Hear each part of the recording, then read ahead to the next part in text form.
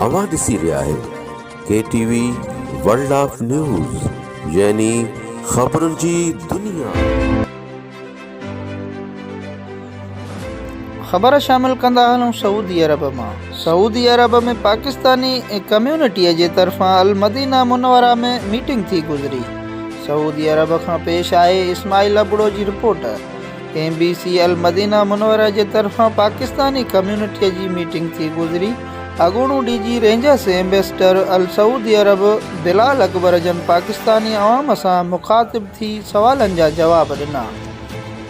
मीर बशीर अहमद जन सवाल कयो त साइक़ ख़ास जो नकुल कफ़ालो बिना कफ़ील जे इजाज़त खां छो नथो थिए। उन जो जवाब ॾींदे एम्बेसडर बिलाल अकबर चयो त तव्हां जे कयल सवाल ते अमल थी रहियो आहे। उन ई मौक़े ते अहमद नवाज़ अबड़ो एम्बेसडर बिलाल अकबर खां सवाल कयो त पंहिंजे नाले बिज़नेस कहिड़े नमूने करे सघिजे।